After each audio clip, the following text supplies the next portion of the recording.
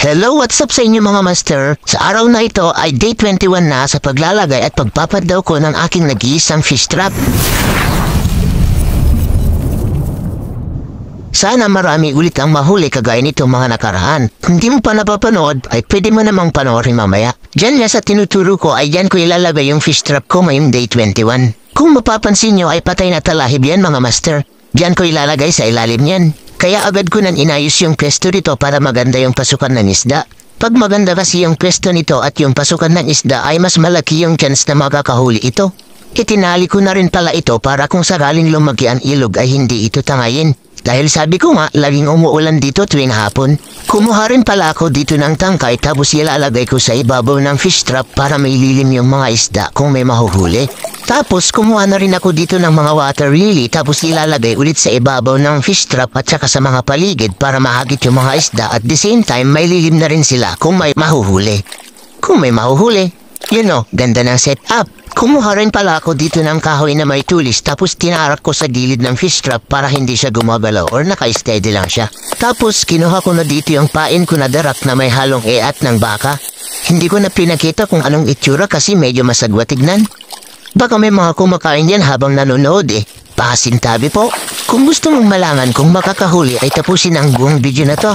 Pero bagong lahat kung hindi ka ba nakasubscribe sa akin YouTube channel ay huwag na lang. Joke lang, mag-subscribe ka na. The next day. Dito nga ay inararo na pala yung lupa na dinadaanan at pinaparkingan ko. Taniman na kasi ng mais dito sa amin Pero okay lang. Iniwan ko na lang yung motor ko sa damuhan at nilakad ko na lang. Malapit lang naman Habang bumababa nga ako dito sa lambak ay napansin ko na bumaba ang tubig sa ilog dahil natuyo yung tubig sa may unahan ng mga talahib. Tara, tignan natin kung may pinagbago yung tubig ng ilog.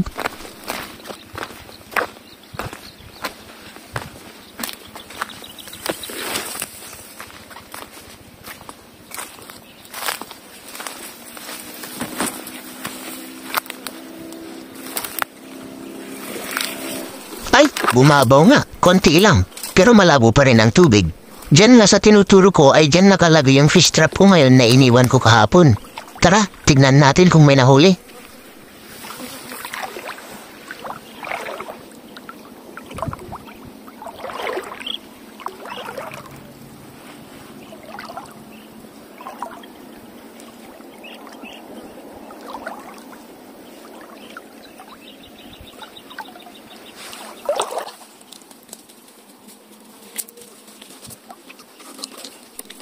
Tinanggal ko na pala dito yung bato na inilabay ko sa ibabaw ng fish trap pati na rin yung kahoy na itinaarak ko sa gilid nito.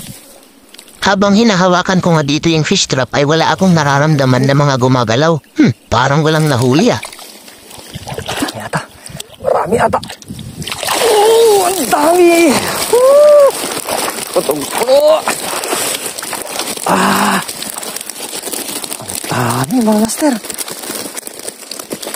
Punasan ko lang yung camera. Ayan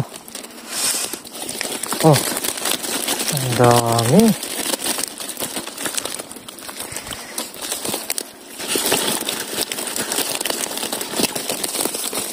Nice one.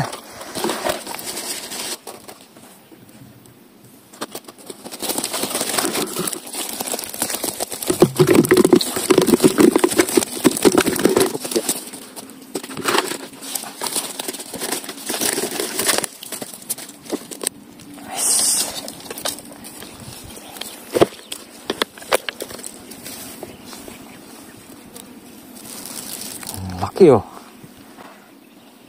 Pulahan.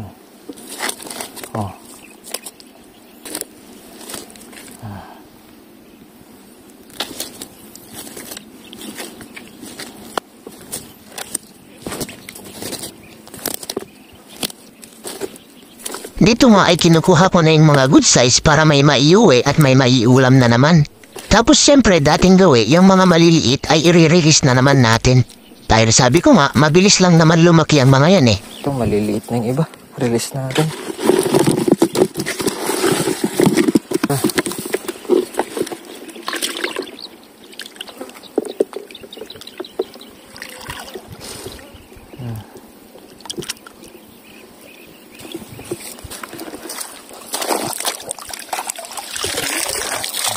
Dami. Ang lagi. Kailangan ko na palang umuwi mga master dahil naalala ko. Yung pinagbilhan ko kasi ng darak kahapon ay gusto niyang bumili ng isda. Kaya pumunta na ako agad sa bahay nila para ikilo yung mga malalaki dahil yun ang gusto niya. Ano nga eh? Tama sa kilo. Sobra basi. Okay.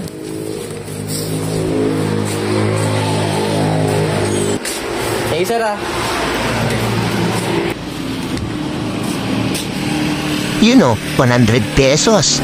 Tapos yung mga natitira na iba pang good size ay inuwi ko na para may malinisan at may prito na. Ko, diba? Nakabenta na, may pang-ulam pa. San ka pa?